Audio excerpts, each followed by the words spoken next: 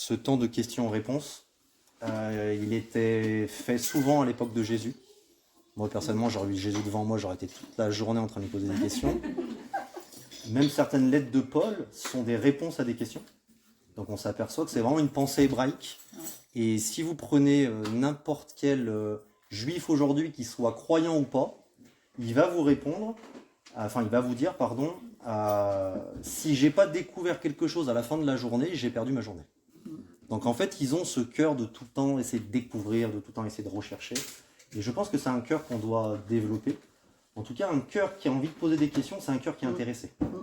Quand vous avez quelqu'un à côté de vous qui ne vous pose pas de questions, c'est quand même assez révélateur qu'il est intéressé sur ce qui est en train de se passer. Et donc, je pense que Dieu se réjouit aussi quand on est intéressé de qui il est et de ce qu'il nous a donné comme parole. Donc, la première question, c'est doit-on aspirer, et vous allez voir, on est tout à fait dans le thème de ce qu'on a dit jusqu'à maintenant, doit-on aspirer à manifester tous les dons ou on est appelé chacun à en manifester certains spécifiquement?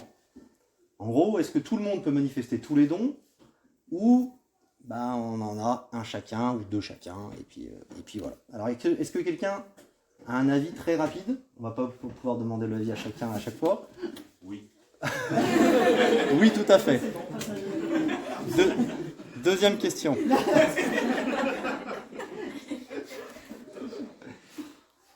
Quelqu'un? Vous avez compris la question? Non, vous n'avez pas compris la question. Oui, est-ce qu'on est emmené à manifester chacun d'entre nous tous les dons?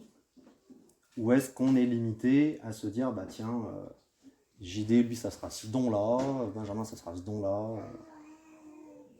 Pour moi, en fait, c'est comme si tu demandes quelque chose à tes parents. Faut que tu parles plus fort. C'est comme quand on demande quelque chose à nos parents, on n'est pas limité, on demande le maximum, en fait. Et après, si les parents ont les moyens, entre guillemets, ils nous donnent ce qu'ils peuvent nous donner. Mmh. Ok. Quelqu'un d'autre? Avec la lumière, on s'est posé la question cette semaine avec l'accent sur le baptême du Saint-Esprit. Et la réponse était oui, comme tu l'as dit. Ceci dit, est-ce qu'on est appelé à manifester en permanence tous les dons? Je pense qu'on peut avoir effectivement des dons qu'on va manifester plus que d'autres et d'autres qui vont être selon les circonstances. Ok, très bien. Alors déjà ce qu'il faut qu'on comprenne, c'est que on a beaucoup entendu depuis 2000 ans un évangile qui est plutôt assez égocentrique. Il faut dire ce qui est. Et dans cet évangile assez égocentrique, ou dans cette manière de voir l'Église, ou dans cette manière de voir certaines choses, forcément quand on lit la parole, certaines choses sont déformées. Et donc, souvent on entend « voilà mon don ». C'est le mien, qu'il est sous-scellé, personne ne peut le toucher, c'est mon don. Et ça va un petit peu avec cet évangile égocentrique qu'on prêche, alors que vous allez voir dans les contextes des passages qu'on va lire ensemble, c'est pas du tout ça que Dieu veut nous enseigner dans ce moment-là. Sauf que malheureusement, quand on vient avec une certaine manière de voir les choses devant la parole, forcément ça sera un petit peu déformé. Donc on va prendre un premier passage ensemble et on va essayer de mieux comprendre ça. On va prendre 1 Corinthiens 12 à partir du verset 4.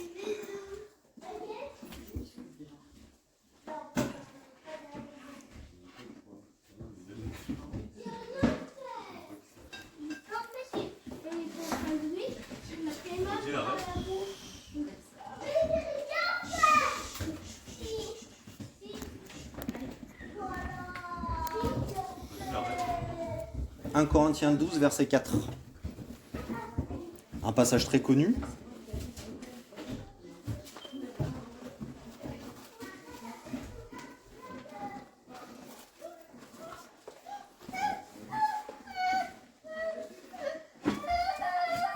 Que vous avez tous, à mon avis, 1 Corinthiens 12, verset 4.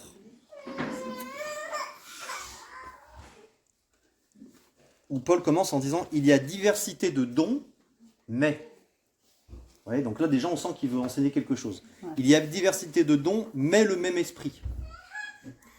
Diversité de ministères, mais le même Seigneur. Diversité d'opérations, mais le même Dieu qui opère tout en tous. Or, à chacun. Donc ça, c'est la première chose qu'il faut qu'on comprenne, c'est que c'est à chacun. Et là, on est dans un contexte où vous ne pouvez pas éviter le chacun. Vous faites partie du chacun. D'accord ? Or, à chacun, la manifestation de l'esprit est donnée pour l'utilité commune. D'accord ? Donc, première révélation à chacun.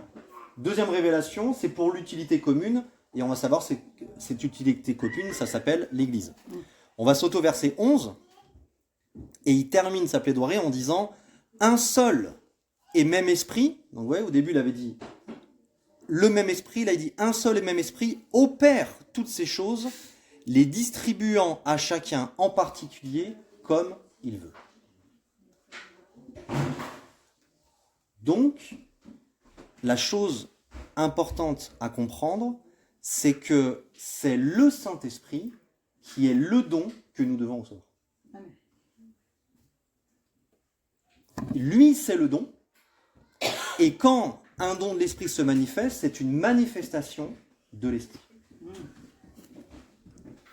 Et donc, du coup, quand ça va se manifester et quand ça ne va pas se manifester, dans deux raisons. La première, c'est le besoin. Comme je dis souvent, quand vous êtes poursuivi, ça ne nous est pas arrivé souvent, mais vous êtes poursuivi par une armée avec des armes parce que vous avez prêché l'évangile dans un village et vous ne deviez pas le prêcher et qu'il y a un lac devant vous, là, à ce moment-là, le don de guérison, il ne vous sert pas à grand-chose. Là, si vous dites « j'ai mon don de guérison », vous allez vous prendre une balle dans le dos. Vous voyez ce que je veux dire ? Là, à ce moment-là, il faut marcher sur l'eau. Vous voyez ? Donc, c'est le don du miracle qui doit se passer. Donc, on s'aperçoit que la première chose, c'est le besoin. Si vous êtes toujours en train de prier pour les malades, vous allez ouvrir la porte au don des guérisons et au don des miracles. Vous comprenez ? Donc, la première chose, c'est le besoin. Et la deuxième chose, c'est la disponibilité. Être disponible et disposé entre les mains de Dieu. C'est ces deux choses qui vont faire qu'un don va se manifester ou pas. Parce que contrairement aux démons, le Saint-Esprit ne va pas violer notre volonté. Il va taper à la porte de notre cœur, il va dire « On y va là ou pas ?»« Ah non, j'ose pas, je suis pas sûr que c'est toi. » Hop, il va s'arrêter. Oui. Donc c'est une collaboration avec lui. Et donc le Saint-Esprit est le don, et en fait, les dons de l'Esprit ne sont autre chose que la manifestation de qui est Dieu. Quand vous avez un don de parole de connaissance, en fait, Dieu, pendant ce petit laps de temps, va vous faire partager d'une manière temporaire sa connaissance. Parce que lui connaît tout. Quand vous avez un don de parole de sagesse, pendant un petit laps de temps, Dieu va faire partager sa sagesse. Quand vous avez un don de foi, pendant un certain temps, Dieu va vous faire partager sa foi. Et là, vous allez avoir l'impression qu'il n'y a rien d'impossible. Parce que c'est sa foi. Ok ? Ça va ? Donc on voit que c'est un petit peu contraire à mon don. C'est un petit peu, voilà, c'est mon don, je le manifeste quand je veux. Non, même si c'est ton don, vu que le Saint-Esprit le distribue à qui il veut, quand il veut, s'il a pas été distribué, ton don il sert à rien en fait. Vous comprenez ? Je vous lis une des confirmations de ce que je viens de dire, restez sur 1 Corinthiens. Hébreux 2,4, Dieu appuyant leur témoignage par des signes, des prodiges et divers miracles, et par les dons du Saint-Esprit. À qui sont les dons ? Au Saint-Esprit. Distribués selon sa volonté. Donc en fait, le Saint-Esprit peut dire mes dons, et il les distribue selon sa volonté. Ça va ? Ensuite, autre chose qu'il faut dire, et on va passer à 1 Corinthiens 14, entre-temps, vous n'êtes pas loin, c'est qu'il y a un principe de foi qu'on explique dans la leçon 4 de l'AVV, je crois.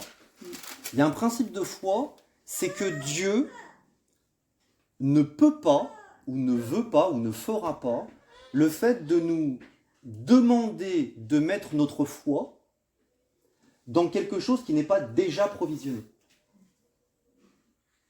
Ça, Dieu ne le fera pas. Exemple.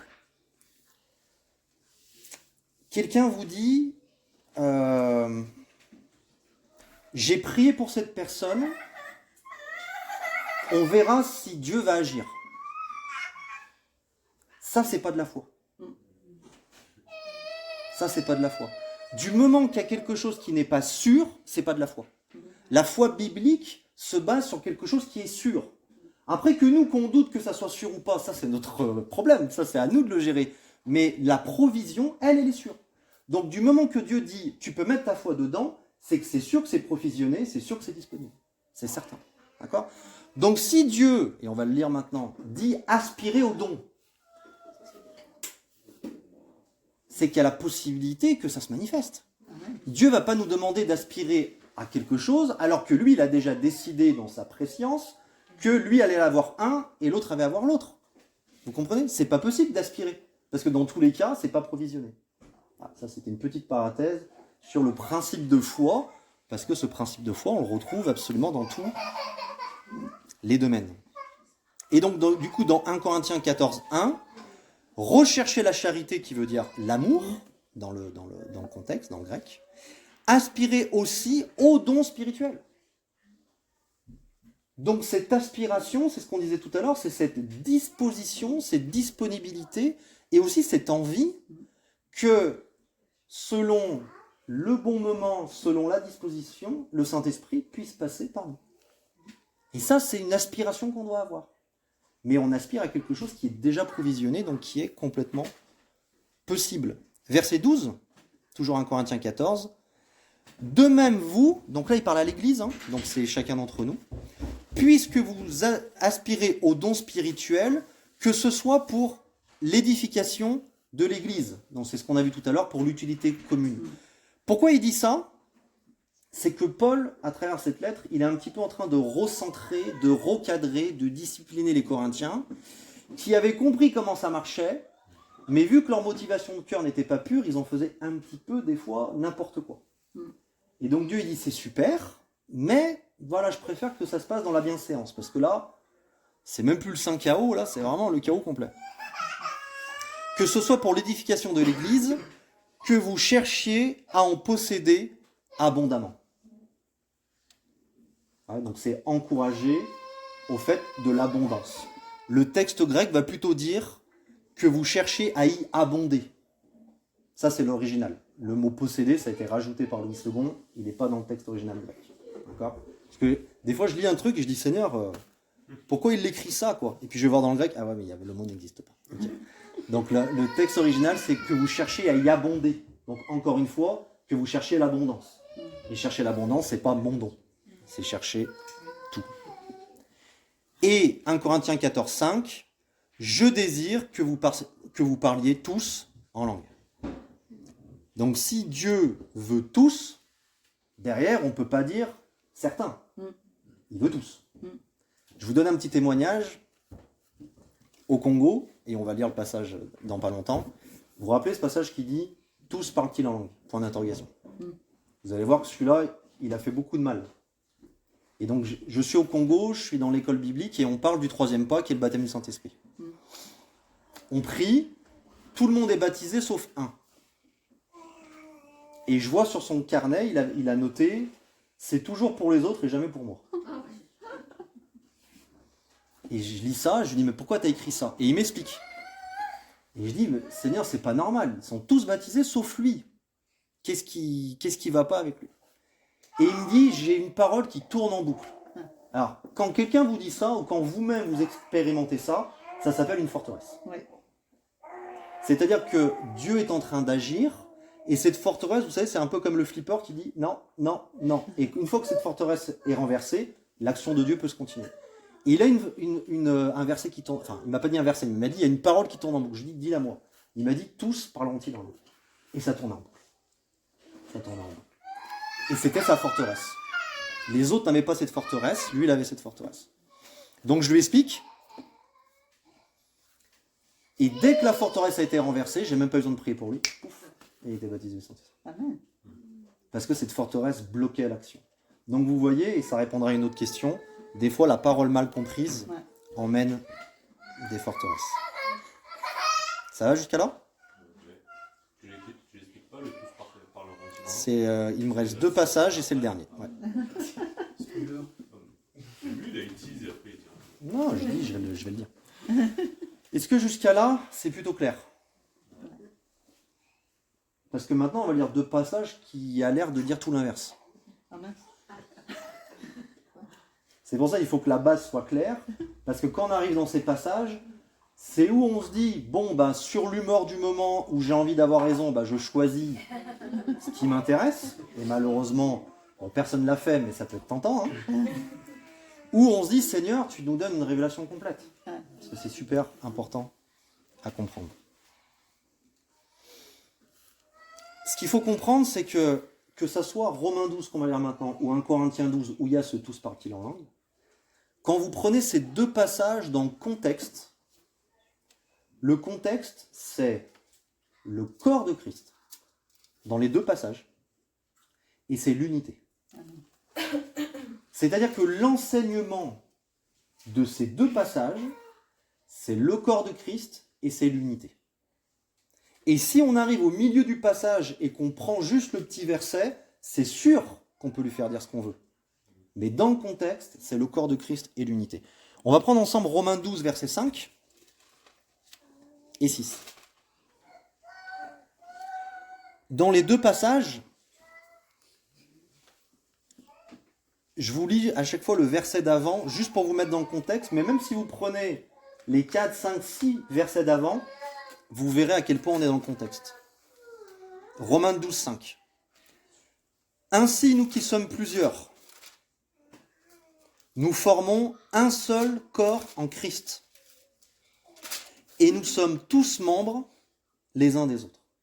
Là, j'ai pris juste le verset qui était au-dessus de ce que je vais vous dire. D'accord ? Vous relirez chez vous le verset encore au-dessus, vous allez voir à quel point on est dans le contexte du corps. Donc, ce qui vient derrière ça, il faut que ça aille dans ce sens-là. Vous comprenez ? Ce qui vient derrière, si ça dit tout l'inverse, il y a un truc qu'on ne comprend pas. Il l'introduit avec ça, et ensuite il dit, puisque, avec un puisque, c'est qu'on est dans la même idée. Hein. Ça confirme même l'idée. Puisque nous avons des dons différents, selon la grâce qui nous a été accordée, que celui qui a le don de prophétie l'exerce selon l'analogie de la foi. Donc là, quand on lit ça, on dit, ça dit tout l'inverse de ce que tu viens de nous dire. C'est-à-dire, en gros, là, il est en train de dire, en gros, vous avez chacun votre don, et celui qui a le don de la prophétie, qu'il l'exerce selon l'analogie de la foi. Oui, non? Je ne le comprends pas comme ça. Mmh. Qu'est-ce qui fait dire que il devrait exercer que ce don-là? Exactement. Déjà, ça, c'est la première chose. T'as entendu la base, Ça, c'est la première chose. Mais, à chaque fois, moi, ça m'embête, je vais voir l'original du grec.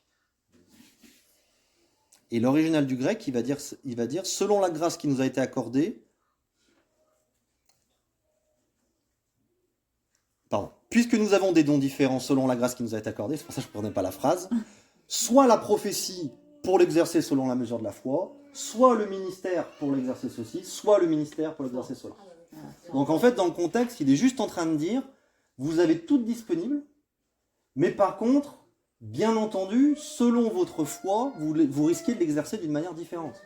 C'est-à-dire que si c'est la première fois que vous prophétisez, ou la première fois que vous recevez une image, si c'est la première fois que vous recevez une image, peut-être que vous n'allez pas sortir le nom de la colonne vertébrale, l'angle de déplacement, et dans quel hôpital il faut aller sous les 30 minutes. D'accord ? Parce que c'est la première fois, c'est comme, ouais, t'as mal au dos. Voilà. Ça, et après, quand on affine, on devient de plus en plus précis, et le Saint-Esprit nous aide à être de plus en plus précis. C'est exactement ce que veut dire ce passage-là.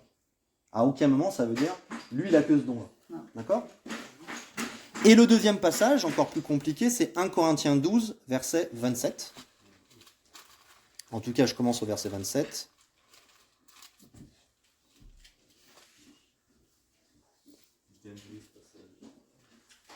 Pourquoi c'est super important de renverser cette forteresse-là ? Parce que je suis convaincu que le corps de Dieu, le cœur de Dieu, c'est de voir son corps qui est vivant, qui est actif. Où il n'y a pas quelqu'un qui soit jeune, converti dans un temps de désert ou en pleine forme, qui soit dans son coin et qui dise « c'est pas pour moi ». Ça, c'est pas dans le cœur de Dieu. Et le problème, c'est que la manière un petit peu égocentrique d'avoir prêché l'évangile, plus des versets mal compris, aide un petit peu dans ce sens-là. C'est-à-dire, voilà moi mon don. Et toi, tu as reçu quoi ? Moi, j'ai rien reçu. J'ai entendu ça 1000 fois.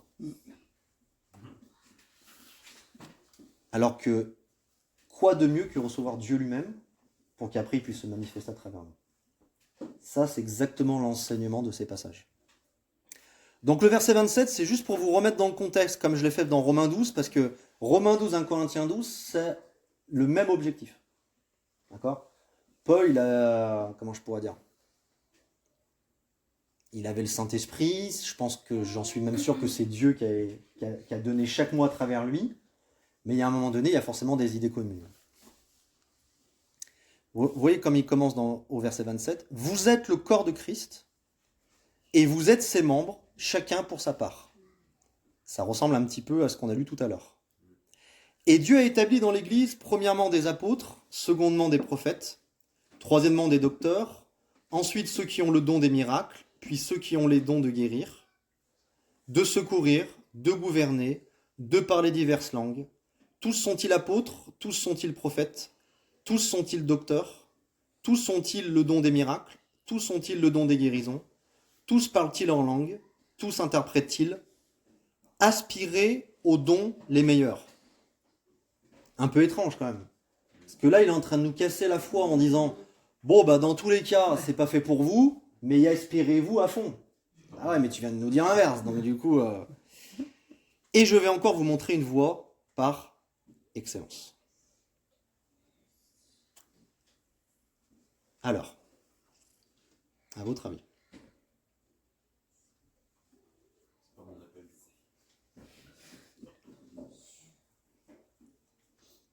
comment on peut comprendre ce tous ont dit le don? Si on prend tout ce qu'on a entendu jusqu'à maintenant, et qu'on comprend le contexte, comment on peut comprendre ce passage qui a fait beaucoup de mal, hein? Il a fait beaucoup de mal à l'Église, alors que quand on remet dans le contexte, on s'aperçoit que... Déjà, la première chose... Moi, quand j'entendais prêcher sur ce message, les gens, ils disaient « Tous ont-ils » Ils ne donnent pas la réponse. Ils ne donnent pas la réponse. Mais à chaque fois que les gens le prêchaient, ils disaient « Non ». C'est ça la réponse supposée, parce que s'il dit « Tous ont-ils », la réponse est « Non ». D'accord? Et bien entendu, que c'est dur de dire autre chose que la réponse est non. D'accord? Et déjà, la première chose qu'on peut dire, c'est tous ont-ils le don des miracles? Non. Parce que c'est le Saint-Esprit qui l'a.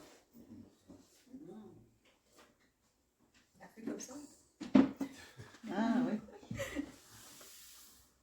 Qu'est-ce que veut nous enseigner dans le contexte le Seigneur? Il veut nous enseigner que c'est comme s'il disait, est-ce que chacun peut se suffire à lui-même? C'est exactement ça le contexte. Il est en train de dire, est-ce que chacun peut se suffire à lui-même? Vous êtes un corps. Je souhaite que chacun d'entre vous puisse être disponible, disposé et utilisé par Dieu. Mais si vous pensez que lui il a tout, bah du coup il peut se suffire à lui-même. Si vous pensez que lui il est tout, du coup il peut se suffire à lui-même. J'ai entendu des personnes qui disaient, je suis l'Église. Non, tu n'es pas l'Église. Tu peux être une pierre, aussi vivante soit-elle, mais tu n'es pas l'Église, à toi tout seul. Il faut être au moins deux. Jésus, il a bien dit, ça me vient maintenant, si 2 ou 3 sont ensemble en mon nom. Ouais. Quand il dit si 2 ou 3 sont ensemble en mon nom, c'est-à-dire qu'il exclut le fait qu'on soit seul. Ouais. Il exclut le fait qu'on peut se suffire à soi-même seul. Vous comprenez? C'est exactement dans ce contexte que le Seigneur nous donne ce passage. Donc ça ne veut pas dire que certains ont un don et un autre don, mais ça veut dire que le Saint-Esprit va distribuer les dons et va faire en sorte que chacun soit vivant, que chacun soit utile, que chacun soit utilisé, et que, en tant que corps de Christ, nous soyons complémentaires. Je ne sais pas si vous avez déjà vécu ça, où quelqu'un a un message en langue, et c'est rarement lui qui a l'interprétation. C'est vrai. Alors que vu qu'il fait comme il veut, le Saint-Esprit il peut bien en donner 3 de suite. Il fait comme il veut. Ça l'empêche pas d'en donner 3 de suite. Mais pourquoi il donne le message à l'un, l'interprétation à l'autre? Parce qu'il veut nous enseigner le corps. il pourrait donner seulement des paroles dans notre langue pour qu'on n'ait pas besoin d'interpréter. C'est ça, tout à fait. Et ce don-là qui nécessite une interprétation, Tout à fait. ça oblige à être. C'est vrai qu'il peut directement nous parler en français, ce serait plus simple. Mais pourquoi il le fait? Parce que c'est pas écrit une traduction en langue. C'est écrit une interprétation en langue. Ça veut dire que quelqu'un d'entre nous, là maintenant, peut donner un message en langue, et je ne sais pas combien on est, on va dire 20, et les 20 aient une interprétation identique, mais différente selon qui nous sommes. Ah oui. C'est-à-dire que quand ça va venir dans notre cœur, notre bagage, notre personnalité, ce qu'on a vécu avec le Seigneur, notre travail, notre expérience, notre maturité, notre foi, va faire en sorte qu'on va l'interpréter avec qui nous sommes. Et c'est exactement ce que Dieu veut qu'on manifeste dans le corps de Christ. Vous comprenez? Donc c'est cet évangile égocentrique et cette manière de comprendre mon don a cassé, je crois justement, le but même de ces passages. L'objectif de Dieu dans ces passages, c'était de dire, vous êtes un corps. Vous êtes unis, il y a un même esprit, chacun est dispo, et laissez le Saint-Esprit faire comme il veut. Ouais. Et bien là, c'est super puissant. Vous imaginez, il y a quelqu'un, je sais pas, on doit guérir, et l'autre il dit, purée, dommage que Bébert il est pas là, parce que c'est lui qui a le don de guérison. Ouais. Super, comment éviter ça. Dommage, hein. Il aurait été là. C'est ça l'enseignement? Non, je crois pas. L'enseignement, c'est le Saint-Esprit est là, il y a tous les dons. Ouais. Ouais. Il y a 10 pierres, 10 canaux pour que les dons se manifestent. Un seul et même Seigneur, un seul et même Esprit. Ça va pour la première question? Et est-ce qu'on peut rajouter, vu que Paul il est dans la dimension de reprendre les Corinthiens, et que je crois que dans les passages précédents, les Corinthiens se vantaient un petit peu justement de ce que tu dis, du fait que voilà, il y a des prédominations, des gens qui dominent, etc. Mais en fait, est-ce que aussi dans ce passage-là, on ne peut pas dire, est-ce que tous ont ci, ça? Parce qu'à la fin, il dit aspirer aux dons les meilleurs. Ouais. Donc, en fait, ça veut dire que tous n'ont pas aspiré à tous les dons, en fait, n'ont pas aspiré aux dons les meilleurs, et se sont contentés de juste prendre un don ou choisir un don. Et en fait, Paul leur dit aussi, tous sont-ils gna? Non. Non. Alors, aspirer aux dons les meilleurs, il y a cette suite aussi logique de se dire que Paul y reproche le fait que les Corinthiens donnent des spécificités à une personne en particulier. Du coup, Tout à fait. Ouais. En fait, Paul reproche qu'il vivait de l'individualité. On le voit même dans le chapitre d'avant, ils prennent la scène, ils s'attendent pas, il y en a un qui n'a pas à manger, l'autre il est déjà sous, il a fini son repas. On sent qu'en fait que la première épître aux Corinthiens, c'est une correction de « je viens vous enseigner le corps et vous n'avez pas compris ce que c'est en fait ». Donc on voit de 11 à 14 en particulier, mais toute l'épître en fait, il y a une certaine discipline, une certaine correction. Et Paul dit, c'est bien, vous avez tout parmi vous, mais d'ailleurs, je crois qu'il le dit, mais j'ai peut-être oublié le verset. Ah bah oui, j'ai oublié un passage. Je vous le lis, 1 Corinthiens 1, versets 5 à 7. « Car en lui, vous avez été comblés. » Comblé, ça veut dire quoi? Ça veut dire qu'une fois que le Saint-Esprit arrive, il vient avec tout l'héritage, il vient avec tout le package. De toutes les richesses qui concernent la parole et la connaissance. Vous voyez? Il n'y a pas mon don.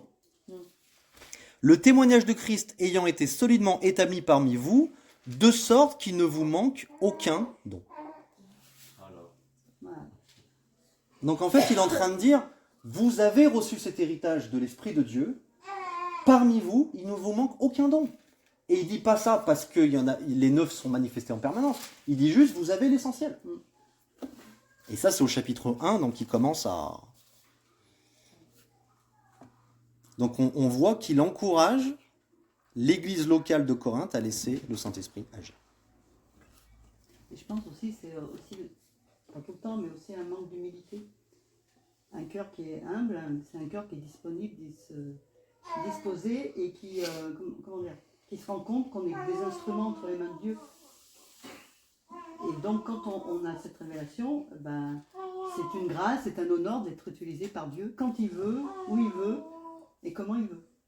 Donc il faut être très humble, je pense, pour accepter d'être... Tout à fait. Bon, je crois. Hein. Et Dieu arrive et quand il donne son église, c'est une institution qui est tellement contraire au monde. on parle d'un monde qui est dans l'orgueil, dans l'individualisme. Il enseigne l'Église, on voit qu'il vient bouleverser ces valeurs mondaines. Et il vient dire maintenant, je vais vous apprendre l'humilité, la soumission les uns aux autres, je vais vous apprendre l'unité, et je vais vous apprendre à ensemble glorifier Dieu que vous blasphémiez il n'y a encore pas si longtemps parce que vous serviez d'autres dieux. Et ben il y a eu un petit temps avant que les Corinthiens puissent rentrer dans cette institution. Parce que l'Église en met vraiment quelque chose de tellement contraire à la pensée de Dieu. Pas comme tu disais dans l'humilité, mais quand tu aspires à tous les dons et que Dieu te fait manifester un don en particulier que tu n'as pas l'habitude, tu es obligé de le partager en humilité. Ouais. Tu peux Bah pas, oui. comme tu disais tout à l'heure, quelqu'un qui n'a jamais prophétisé, il arrive, je vois quelque chose, je suis pas sûr, mais C'est comme des arbres. Tu es toujours humble quand tu partages, Ah bah tu peux oui. pas être arrivé, ouais c'est bon, je sais. Mais bah voilà. Je peux pas. Donc, en plus, ça rajoute, tu vois, ça challenge encore une fois à se dire, ok, je vais chercher à aspirer, parce qu'aujourd'hui, dans notre monde chrétien, on est toujours à vouloir quelque chose en spécifique, en se disant, c'est bon, ça c'est ma zone de confort et ça je maîtrise. Mais quand tu regardes la pensée de Dieu, aspirer aux dons les meilleurs, c'est-à-dire qu'il y en a plusieurs. Et donc quand tu vas être touché par un don en particulier du Saint-Esprit, tu seras forcément humble en fait. Ah bah, Forcément humble et pas serein dans ce que tu vas faire, mais tu vas faire un pas de foi en fait. Ouais. Oui, c'est ça. Ça va? Et pour conclure, comme disait Xavier tout à l'heure, pourquoi il y a un moment donné, on a l'impression qu'il y en a plus certains que d'autres qui se manifestent? La seule raison, c'est que on apprend à ouvrir les canaux. Il y a des choses en fait qu'on a tellement l'habitude de pratiquer que le canal, on apprend à l'ouvrir. Et on se dit, ah bah c'est mon don. Non, c'est pas ton don, c'est juste que tu as plus appris à ouvrir ce canal-là que d'autres. Ouais. Et ça n'empêche que le Saint-Esprit veut manifester absolument tout à travers chacun d'entre nous. Et ça, c'est intéressant dans un temps d'église de venir déjà avec cette pensée, de se dire, ah ben, s'il a le choix, moi je veux faire partie du choix, quoi. Ok? Ça va pour la première? Bon, vu qu'il y a 42 questions, je vais essayer d'enchaîner un peu parce que... Non. On est là pour la nuit. Une blague qui marche, faut jamais la changer, d'accord? Je me suis dit, il est cool. Il est connu.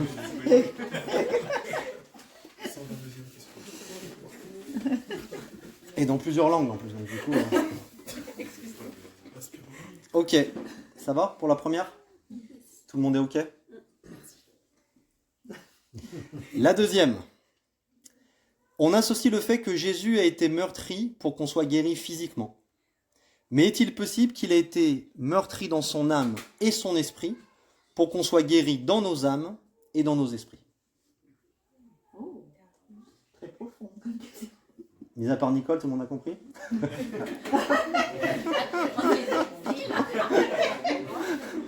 Elle a fait la moue encore. Je vois tes mous, Nicole. En gros, souvent on dit, ben voilà, Jésus il a été meurtri afin qu'on ait la guérison physique. Et la question c'est, est-ce que ces meurtrissures emmènent aussi une guérison dans nos âmes et dans nos esprits? Voilà. Ah, pourquoi je m'embête à répondre? On répond oui. Tu sais. Tout le monde est convaincu. Déjà, la première chose que j'ai envie de répondre, ironiquement, mais pas vraiment, c'est déjà quand le chrétien croit que la guérison physique fait partie de ses meurtrissures, déjà on est content. Déjà. Moi, la première chose que quand j'ai vu cette question, je dis, bah déjà quand on s'arrête là, on est bien déjà.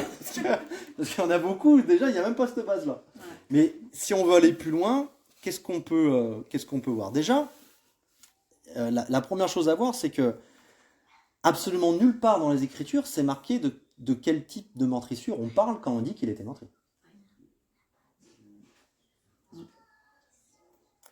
Donc 2000 ans de combat inutile. Ah mais c'est dans l'âme, ah mais c'est dans le corps. Non mais faites réconciliation, c'est dans les deux, là, paniquez pas. À aucun endroit, c'est écrit le type de meurtrissure qu'il a eu. Mais des fois, c'est pas compliqué. Ésaïe 53,5 nous dit « Et c'est par ces meurtrissures que nous sommes guéris ». 1 Pierre 2,24 nous dit « Et par les meurtrissures duquel vous avez été guéris ». Donc deux choses à souligner. La première, c'est qu'on ne parle pas de quelle meurtrissure on parle ici. Personne ne s'est jamais posé la question. Il y a juste des meurtrissures. Et la deuxième, c'est qu'il y en a une au présent et l'autre au passé. Donc ceux qui n'ont pas déjà entendu la réponse, à votre avis pourquoi? Nous, c'était avant, l'autre après. Ouais. Alors du coup, juste avant, ça serait... Isaïe. Alors juste avant, dis-moi. Ouais, Isaïe, il a dit par laquelle vous êtes guéris. Vous êtes guéri? Et Pierre, c'est... Donc c'est au présent. Et l'autre, c'est vous avez. Et l'autre, vous avez été guéri. C'est au passé. Donc Ésaïe, vous le situez à peu près. Hein, et Pierre, vous le situez à peu près. Ça, non, c'est ça. À votre avis? C'est juste comme ça. Pourquoi Ésaïe, on parle au présent, et par ses meurtrissures, et c'est par ses meurtrissures que nous sommes guéris? Et pourquoi Pierre, on en parle au passé? Lui, par les meurtrissures duquel vous avez été guéris.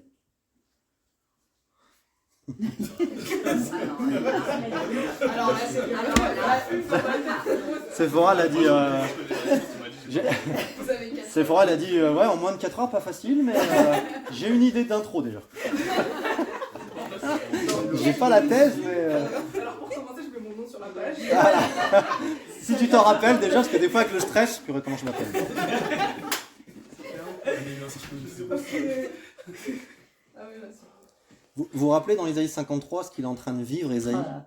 En fait, il est en train de vivre une vision ouverte Mm. où il est, au moment où Jésus est en train de vivre ce qu'il est en train de vivre, Ésaïe, il y est en fait. Donc en fait, il est en train de décrire ce qu'il voit, alors 700 ans avant soit, mais il y est. Il le vit, il dit, il y a un moment donné, il dit, mais c'est nous qui l'avons mis là, il y est quoi. Il fait partie des disciples qui sont là et qui voient tout ce qui est en train de se passer. Donc vu qu'il est en train de le voir, c'est au présent parce que c'est en train de se passer. Et Pierre, c'était après la croix, donc il en parle au passé. Amen. Ce qui montre, encore une fois, qu'on met la foi dans une provision. Ouais. Pierre le rappelle au passé pour dire, maintenant, au moment où je vous parle, au moment où Pierre parle, hein, mais aussi moi au moment où je vous parle, en fait, c'est déjà provisionné. Donc je vous le dis au passé. C'est tellement... En fait, la foi ne vient se mettre que sur des promesses qui sont conjuguées au passé. C'est-à-dire qu'elles ont déjà eu lieu. C'est pas que Dieu va bientôt faire. Okay. C'était une petite parenthèse. En tout cas, dans ces deux mots-là, guéri, c'est le mot yaomei, qui veut dire soigner, guérir, raffermir, consolider, libérer des erreurs et des péchés, apporter le salut. Voilà. Ça, c'est le guéri. Je ne sais pas si vous avez remarqué, mais Jésus, il n'a pas été meurtri une seule fois. Est-ce que quelqu'un est capable de dire à quel moment, à quel endroit Jésus a été meurtri? Ouais, dans le corps. La trahison, Par. Judas, Ouais. Donc âme. À Gethsemane. Gethsemane, âme. Ouais, Gethsemane, il n'y a pas eu de coup physique. Non. Tu fais la vidéo, mais il a esquive. Donc il n'a pas été meurtri. Ah, mais c'est l'âme. Il a La failli. vidéo était triste. Donc l'âme. Séparation avec Dieu et esprit, du coup. Exact. Séparation avec Dieu sur la croix, esprit. la lance, La lance, corps. Corps. Quand les gens se moquaient de lui. maudit sur le bois. Ouais. Les moqueries, âme. Les fouets. Les fouets, corps. Donc tout ça, c'est ce que la Bible appelle des meurtrissures. Ouais.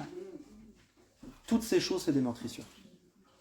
Et donc Jésus a subi toutes ces choses justement pour qu'on puisse recevoir un salut qui est complet, qui est entier. Pourquoi un salut qui est complet, qui est entier? Regardez, je vous lis une promesse qui est faite dans 1 Thessaloniciens 5, 23.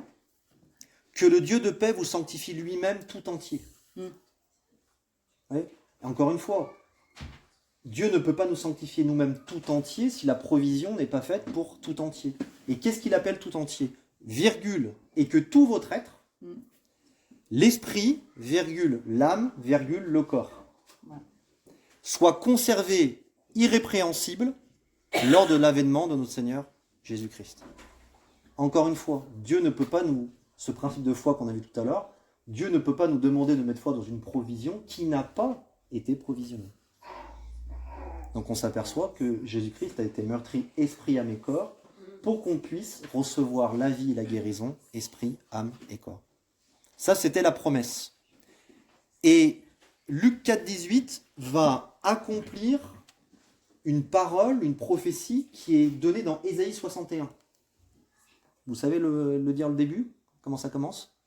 Luc 4, qui accomplit la prophétie donnée dans Ésaïe 61. Ouais, c'est afin que vous sachiez que... Ouais, mais c'est ce qu'il a dit avant. Ça, c'est la conclusion. Alors, non, c'est pas ça. À la fin, il a dit, cette parole s'accomplit aujourd'hui. Non, mais c'est pas au moment où il guérit les malades et il dit Non, à là, la il est fin- dans une synagogue. Il prend le rouleau d'Ésaïe 61. Non, mais ça, Je sais pas s'il y d'accord. avait des numéros à Oui, l'époque, c'est mais il dit ce qui est dit, et après il dit cette parole s'accomplit aujourd'hui. Et qu'est-ce qu'il dit? Ça commence par quoi? Je proclame une année de grâce. Non. Ça aurait pu, mais non. Ésaïe 61, Luc 4. Bon, entre-temps, il y en a peut-être qui ont triché sur leur...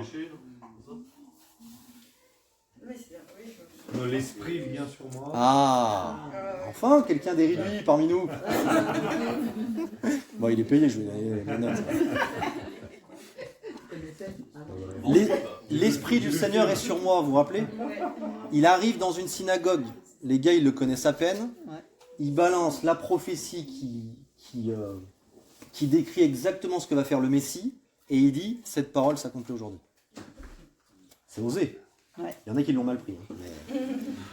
Et regardez ce qu'il dit. Dans ce qu'il dit, il annonce le salut. Parce qu'il ne faut pas oublier ce que Jésus, ça veut dire l'éternel est salut. Donc la première fois, quand il va se déclarer comme le Messie, il va annoncer un salut. Et vous allez voir qu'il ne va pas annoncer un salut incomplet. L'Esprit du Seigneur est sur moi parce qu'il m'a oint pour annoncer une bonne nouvelle aux pauvres. Il m'a envoyé pour guérir ceux qui ont le cœur brisé, pour proclamer aux captifs la délivrance et aux aveugles le recouvrement de la vue, pour renvoyer libres les opprimés. Ouais. Donc on a premièrement cœur brisé, esprit, délivrance, âme, recouvrement de la vue, corps, et les opprimés, c'est d'une manière générale. Parce que ces personnes-là sont opprimées par le diable. C'est pour ça que je vous lis Acte 10, 38, vous allez comprendre. Comment Dieu a oint du Saint-Esprit et de puissance Jésus de Nazareth, ça dit exactement la même chose. Parce qu'il m'a oint. D'accord? Donc dans la pratique, qu'est-ce qu'il faisait? Qui allait de lieu en lieu faisant du bien et guérissant tous ceux qui étaient opprimés par le diable, car Dieu était avec lui.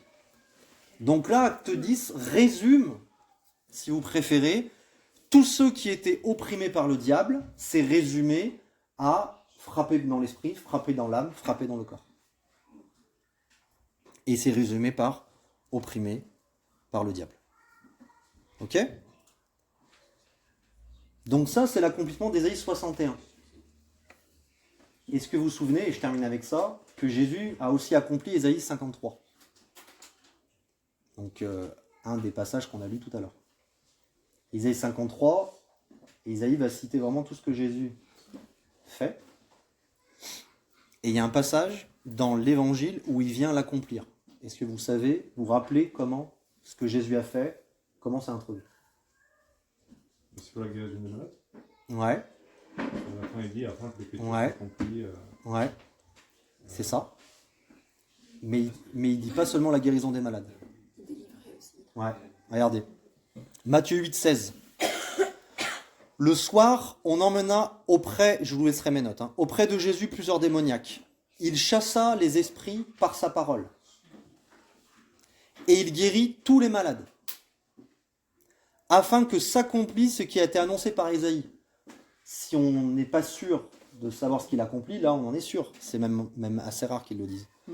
Il a pris nos infirmités et il s'est chargé de nos maladies. Donc ça nous montre que quand Ésaïe était en train de parler des meurtrissures de Jésus et ce qu'il avait porté pour nous, c'était pas seulement physique. Mais attends, il a pris nos infirmités et il s'est chargé de nos maladies. C'est pas le corps, ça? Les deux? Une Infirmité. infirmité, ça peut être dans les trois parties. Maladie. Infirmité, ça veut dire faiblesse d'une manière générale. Quand tu subis ce qu'on a cité tout à l'heure dans l'esprit, l'âme et le corps, ça peut être considéré comme une infirmité, comme une faiblesse.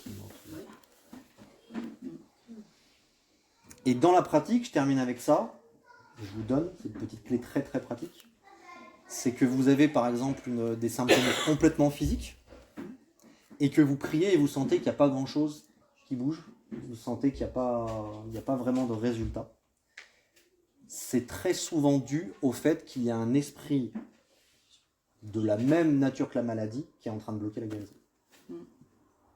Attends, je vais envoyer. Quand on comprend ça, ce qui n'est pas grand cas, quand on plaisante. Quand on comprend ça, ceux qui ont compris ça, ils vont vivre une victoire. C'est que pour prouver dans la pratique que Jésus fait tout le temps quelque chose de global, il y a quelque chose qui se manifeste et on veut vivre une guérison.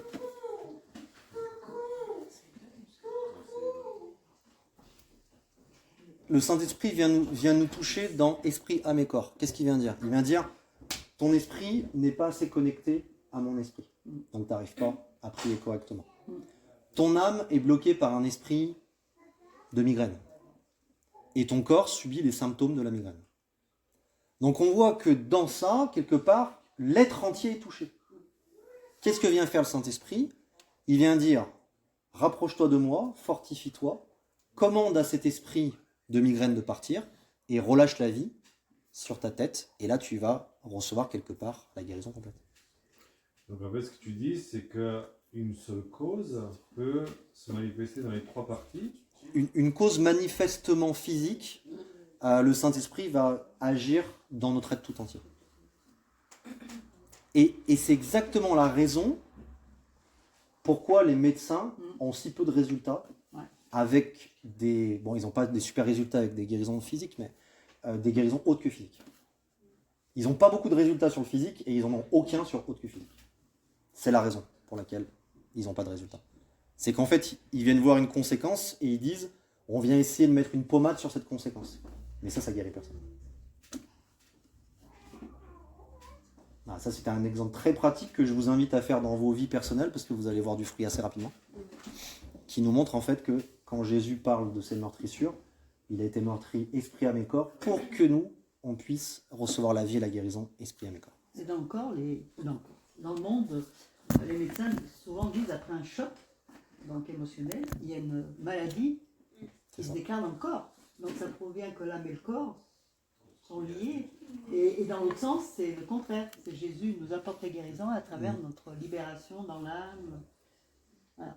Le médium, il fait le contraire.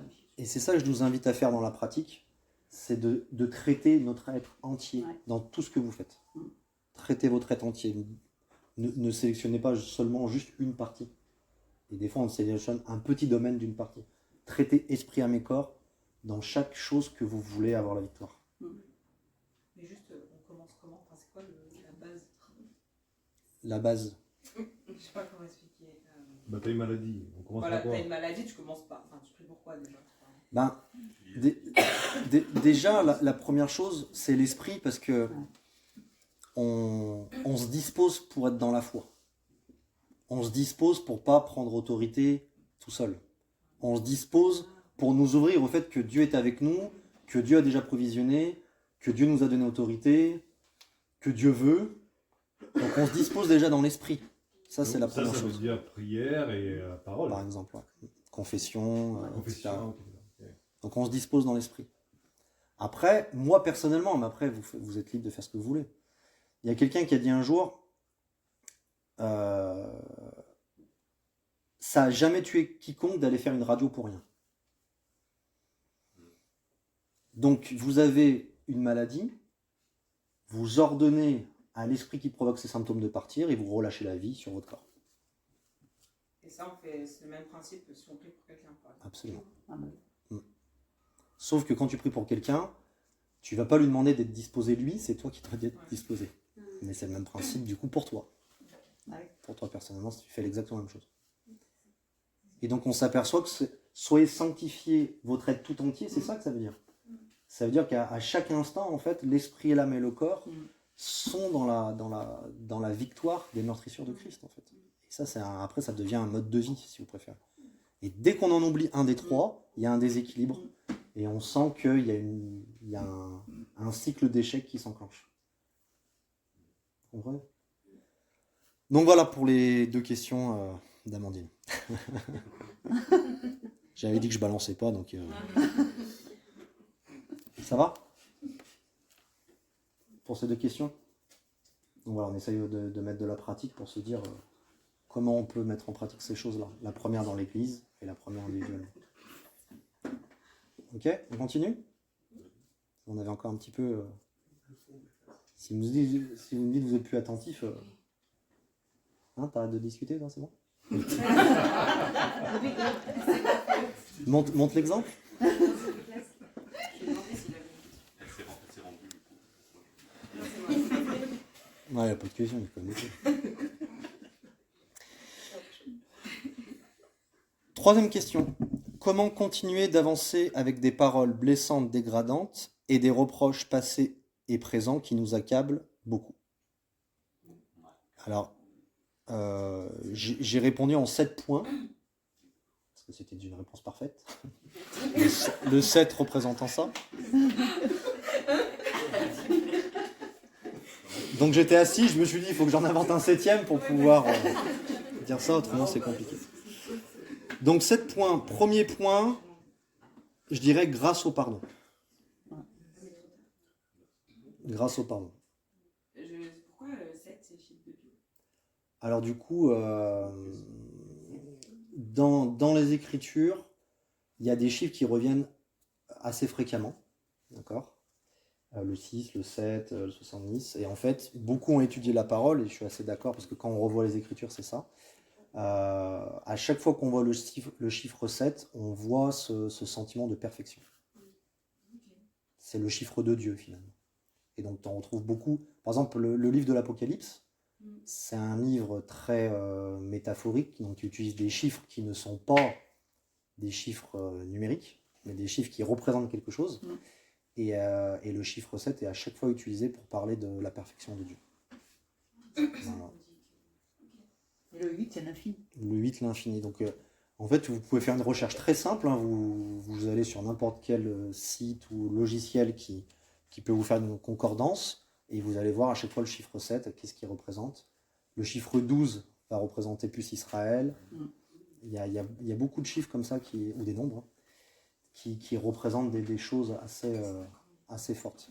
Donc à chaque fois, il y a une signification. Donc c'est assez intéressant à aller voir. Il ne faut pas en faire non plus une doctrine salutaire, mais c'est assez intéressant. Peut-être qu'on peut en retirer des choses assez intéressantes. De rien. Donc la première réponse, c'est grâce au pardon. Donc pareil que la foi. C'est quoi la question de base? Si on faisait pas mais lui, il dit, les chiffres et il compagnie. discute pas, il pose des questions. Mais... c'est pas le même problème. Comment continuer d'avancer avec des paroles blessantes et dégradantes et des reproches passés et présents qui nous accablent beaucoup? Donc en gros, comment on continue à avancer avec ça sur les épaules? Donc le premier point, c'est grâce au pardon. Et comme la foi, il y a une leçon sur la VV qui peut nous aider à avancer sur ce sujet-là d'une manière pratique. Et je dirais le pardon va nous éviter de continuer à payer pour l'autre. Le pardon, si on est blessé, que ce soit par le monde ou par les frères et sœurs. Absolument. Il n'y a pas de... Voilà. Et on ne doit pas faire de distinction. Absolument. Sauf que les frères et sœurs vont peut-être être touchés par Dieu pour être poussés à demander pardon, alors que les personnes du monde, moins. Moins, c'est moins dans les mœurs. Mais bon, pourquoi pas, hein, s'il y a quelqu'un dans le monde qui te demande pardon, là, t'es obligé de pardonner, parce qu'il faut saluer le geste, quoi. Ah oui. Mais en tout cas, le pardon est quelque chose de très égocentrique, dans le sens où, en fait, ça va rien faire à l'autre, mais ça va nous libérer. Ouais. Ça va nous libérer. Parce que déjà, si on est victime dans la situation, déjà, on subit l'offense, et plus on pardonne pas, plus on continue à subir l'offense, alors que l'autre, il mène sa vie, quoi. Ouais. Donc en fait, le pardon, c'est pour, quelque part, dire maintenant, j'arrête de subir cette offense, je me coupe de cette offense, et je fais en sorte que je ne veux plus que mon cœur lui demande quelque chose, parce qu'à chaque fois que mon cœur va lui demander quelque chose, bah moi je vais être en attente, sans réponse, et je vais continuer à souffrir. Voilà. Donc le pardon vient vraiment mettre fin à la situation. Ça ne veut pas dire qu'on est d'accord avec ce qui s'est passé, ça ne veut pas dire que c'est pas grave ce qui s'est passé, Ouais. ça ne veut pas dire que la prochaine fois on ne sera pas blessé, Ouais. mais ça veut dire que nous, on se protège. Mm. Nous, on se libère de cette situation. Donc première chose, le pardon. Deuxième chose, la guérison intérieure. Et j'avais cette image quand j'ai eu ça d'un enfant qui s'est blessé au genou et qui va vers son père et qui lui dit « j'ai mal ». Qu'est-ce que la première chose que va faire son père, c'est de lui enlever les mains. Lui enlever ses mains. Parce qu'il ne peut pas le blesser. Déjà, il ne peut pas le blesser. Il ne peut pas le guérir. Déjà, il ne peut pas voir à quel point la blessure est importante. Et en plus, il ne peut pas le guérir si l'enfant a ses mains. Mais l'enfant, il a ses mains dessus. Pourquoi ? Parce qu'il a mal. Et donc, il met ses mains pour protéger de cette douleur. Et donc, la guérison intérieure, c'est aller devant le Père et d'enlever nos mains. Parce que tant qu'il y a nos mains, bah, Dieu ne peut pas nous guérir, en fait. Et d'enlever nos mains, bah, ça veut dire aussi s'ouvrir à Dieu, confesser ses choses, aller devant lui avec un cœur vulnérable en disant... En fait, à force de dire on fait les choses par la foi, à un moment donné, on en oublie que Dieu aime qu'on ait des cœurs à cœur avec lui. Et en fait, quand quelque chose ne nous a pas plu, c'est pas manquer de foi de le confesser à Dieu. C'est tout simplement être vrai devant lui en disant c'est pas que ça va bloquer les 15 prochaines années de ma vie, mais là je te confesse que là ça a été dur pour moi. Vous voyez ce que je veux dire ? Vous avez beaucoup d'exemples dans les Écritures où des gens s'ouvrent à Dieu. Et s'ouvrir à Dieu n'est pas manquer de foi. Bien au contraire. Parce que ça veut dire que si on s'ouvre à Dieu, ça veut dire qu'on croit qu'il est le rémunérateur de ceux qui le cherchent. Et ça lui est agréable. Vous comprenez ? Donc, deuxièmement, la guérison intérieure. Troisièmement, plus croire ce que Dieu dit de nous que les paroles des autres. Amen. Parce que finalement, quand une parole a été blessante, c'est qu'une personne a déclaré quelque chose sur notre identité, et quelque part, les dégâts vont être proportionnels au fait qu'on ait cru à cette parole. Parce qu'une personne dans la rue qu'on connaît ni d'Adam ni d'Ève et qui dit « ouais, machin, ceci, cela, vous passez à autre chose », dans les 5 minutes, il n'y a plus rien. Alors qu'une personne, on s'est ouverte, etc., la blessure reste, mais aussi parce que quelque part, on a mis une certaine foi dans ce qui a été dit. Donc du coup, le fait de remplacer ces paroles par celles de Dieu, ça va aider à nous en libérer aussi. De dire, ok, cette parole a dit ça, mais Seigneur, moi je confesse que toi tu dis ça de moi, et c'est là où je vais mettre mon emphase. Et donc quelque part, les paroles de vie de Dieu vont remplacer les paroles empoisonnées des autres. Donc ça, c'était le troisième point. Je vous ai dit que c'était une réponse parfaite, hein. C'est pas seulement les 7 points. Quatrième point, prendre autorité et refuser que cela continue. À un moment donné, nous, je sais qu'avec Mandine, on a dû faire beaucoup cette prière. J'annule toute prière et toute parole psychique et satanique contre nous. Amen. Voilà, tout simplement. Parce qu'à un moment donné, ces paroles, c'est comme des flèches qui vont comme s'agripper à nous. Et il y a un moment donné, quand nous, on a fait notre part devant Dieu, à un moment donné, Dieu nous a aussi donné autorité pour y mettre fin. Et comment vous saviez qu'il y avait ce genre de prière sur vous ? C'est un ressenti spirituel. C'est comme si on te met un manteau qui fait 27 kilos et tu te dis, mais qu'est-ce qui se passe ? Donc tu commences à prier. Et puis à un moment donné, ça t'est pensé. Tu pries et d'un coup, le 27 kilos, il part d'un coup. Et tu dis, bah c'était ça. Et c'est après coup, du coup, qu'on sait. Mais des fois, ça nous est arrivé qu'on le fasse et que on n'a pas tapé juste. Et là, on s'est dit, c'est pas ça.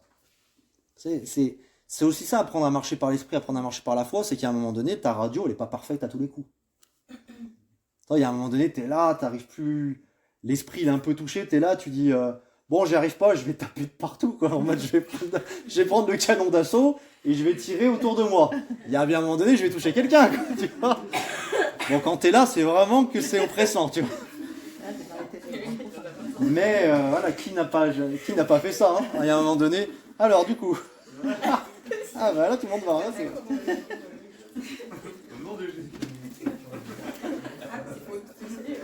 Voilà. Et après on affine, parce qu'après du coup on touche juste, Et en touchant juste, on s'est dit, ok, donc ça, c'était ce ressenti-là. Le coup d'après, c'est un ressenti un peu différent. Donc ça, c'est plutôt ça. Et après, on passe de Terminator au sniper caché dans le buisson et qui frappe un coup, quoi. Et quand Paul dit « je bats pas en l'air », ça veut dire qu'à un moment donné, j'ai appris à frapper. C'est ça qu'il dit dans Corinthiens. C'est qu'à un moment donné, au début, je frappais tout le monde. Après, j'ai appris à frapper net. Il y a un passage dans les psaumes qui dit, et j'aime beaucoup, je crois, c'est le psaume 141, je crois, qui dit en fait « exerce mes mains à la bataille, exerce mes doigts au combat ». C'est une prière de David. Et ça, c'est vraiment une prière spirituelle pour nous aujourd'hui. C'est qu'à un moment donné, au début, on fait du grossier, et après, on devient de plus en plus fin. Comme les paroles qu'on a dit tout à l'heure. Au début, ça t'as mal au dos. Moi, j'ai entendu dans un camp, le gars, il a sorti la vertèbre. Il a sorti le nom et le numéro de la vertèbre. Tu te dis, voilà, lui, c'est pas sa première parole de connaissance. Autrement, il est chaud, quoi. Donc, prendre autorité. Cinquième point, être rassuré en vivant l'Église. J'ai noté l'oubli par le remplacement. C'est-à-dire que si on est avec, et là je te rejoins, ou ça peut être frères et sœurs ou des gens dans le monde, hein, mais si on est avec des personnes qui nous ont meurtris et qui continuent à le faire, il y a un moment donné, il faut couper avec ces personnes-là et en trouver d'autres qui font l'inverse. C'est-à-dire que si on passe de personnes oppressantes à des personnes bienveillantes, et ben ce remplacement va aussi apporter la guérison. Parce que, en fait, il ne faut pas le remplacer par rien. Il y a un principe dans les Écritures, c'est que la nature, qu'elle soit humaine ou spirituelle, a horreur du vide. C'est-à-dire que du moment que vous créez un vide, vous créez un problème. Donc quand vous coupez quelque chose, il faut le remplacer par quelque chose d'autre. Donc à un moment donné, quand vous coupez avec une relation, vous demandez à Dieu de vous donner une relation bienveillante qui va vous apporter l'inverse de l'autre. Et ça fait aussi partie du processus de guérison. Et il y a un moment donné, quand on était avec des frères et sœurs ou des amis ou je ne sais guère qui nous torturaient et qu'on passe avec des personnes qui font tout l'inverse, et ben c'est ça aussi qui nous aide à de nouveau nous réouvrir à d'autres. Parce que l'ennemi va dire mais ferme ton cœur une bonne fois pour toutes et tu es sûr que personne te touchera. Ouais, mais si tu fais ça, Dieu ne te touchera plus et Dieu n'utilisera personne d'autre pour te toucher. Donc du coup finalement, Et je suis d'accord avec ça. Hein. Tant mieux. Il y a des choses, par exemple le pardon. Et effectivement, souvent j'ai été blessée, mais une fois, parce que une fois que je pardonne et que je dis je passe à autre chose, la plupart du temps, les gens me demandent pardon. Ah, c'est bien. Ils viennent s'excuser parce qu'au final, ils se rendent compte qu'ils sont allés un petit peu trop loin et puis ils demandent pardon. Donc au final, parce que pourquoi je n'ai pas gardé de la rancœur, au final, j'ai même prié pour eux que le Seigneur leur pardonne. Comme Jésus disait, pardonne-leur car ils ne savent pas ce qu'ils font. C'est ça. Et aussi le fait que quand on est quelque part et qu'on n'a pas forcément sa place, qu'on a le rejet ou quoi que ce soit, effectivement, tu ne peux pas t'exprimer comme tu veux parce qu'on aura toujours le sentiment qu'il y a un problème, il y a un truc. Effectivement, il faut couper. Et ça aussi, je suis d'accord, c'est que si tu as vraiment envie de vivre une vie pleine, il faut apprendre à s'entourer des personnes qui ont aussi ce côté de joie de vivre, ce côté de pardon, tout ça. Il faut arriver à sortir du côté toxique, mais pas se retrouver seul. Parce qu'effectivement, tu fermes les portes. Et après, tu ne veux plus que personne. Il n'y a pas ce remplacement qui se passe. Voilà, effectivement, il faut. Parce que sinon, tu restes. En fait, c'est comme si rien n'avait changé. Parce que le fait que tu fermes tes portes, ça veut dire que là où tu es parti, ils ont gagné en fait. C'est ça. Donc, il faut arriver à s'ouvrir à d'autres personnes et prier effectivement le Seigneur qui te guide vers ces personnes-là. Et là, je témoigne parce que l'église où j'étais et là où je suis aujourd'hui, j'aime tout ce qui se passe en fait. Ah bah tant mieux. On prend. Ce partage, cette communion. Et moi, c'est ce que je désirais au fond de mon cœur, en fait. Chacun peut s'exprimer, et tu te sens à ta place d'exprimer vraiment, de parler du Seigneur avec tout ton cœur. Alors que là où j'étais, c'était très difficile parce qu'ils avaient toujours un peu un côté négatif de la parole de Dieu, quoi. J'ai un peu un truc opposé à cette pensée-là. Quelle pensée? Avec ça, le fait de dire que du coup, quand il y a une atmosphère qui est mauvaise, Mais là, je veux parler d'une atmosphère d'église, en fait. Les frères et sœurs. Parce que on dit que oui, si on voit une atmosphère mauvaise qui se répercute sur nous, vaut mieux fuir et s'attacher à d'autres. Mais dans la parole, il y a énormément de passages. Et là, je prends un exemple concret. Admettons, nous, à un moment donné, nous tous ici, on arrive à des querelles les uns entre les autres. Pas tous, hein, mais voilà, certaines personnes, etc. La Bible, quand même, nous encourage à rester dans la paix dans certaines dimensions. En fait, il nous dit, si ton frère a péché contre toi, va le voir. S'il n'entend pas, ramène un témoin, église, et après, considère-le comme un païen.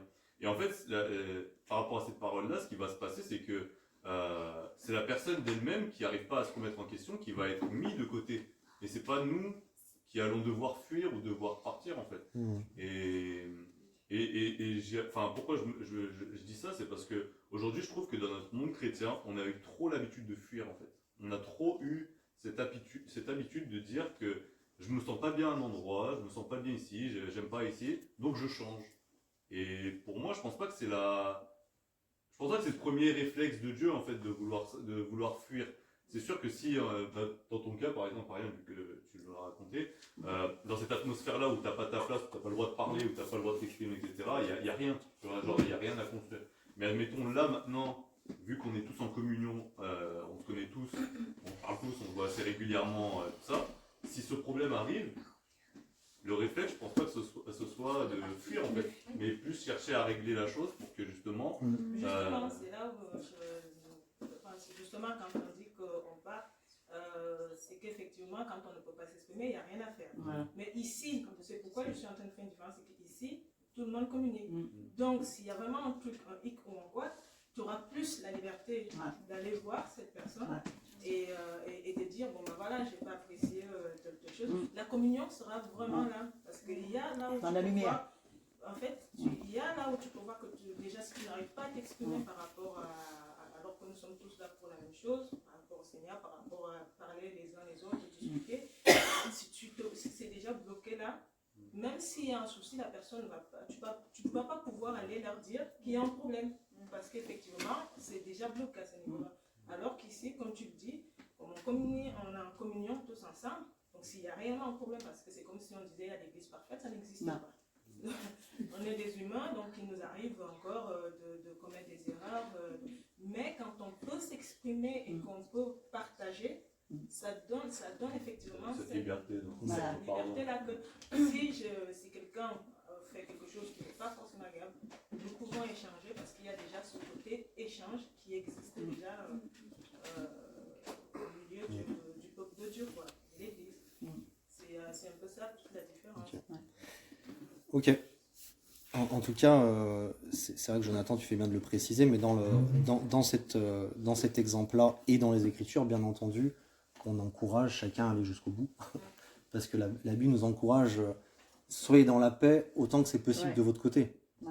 Donc ça veut dire que la Bible nous encourage à aller jusqu'à là. Et aller jusqu'à là, ça peut être de tout faire pour que ça se passe bien. Mais en tout cas, dans la question, c'était, sans parler forcément de l'Église ou pas, c'était, il y a 3 personnes qui ont continuellement donné des paroles qui m'ont écrasé. Un des moyens de s'en sortir, c'est d'en trouver 3 nouvelles qui vont être bienveillantes et qui vont permettre de faire ce remplacement. La réponse à la question, c'était ça. Tu veux dire quelque chose ?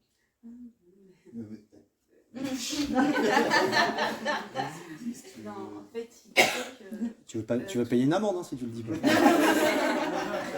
Il voulait rebondir sur ce qu'elle a dit. Sur l'église. Va rebondir. En fait, Dieu, quand il va venir chercher, il va venir chercher une église parfaite. Donc, c'est écrit dans la parole. Sans tâche ni ride, ni rien de semblant. Non, mais pas parfaite, mais après,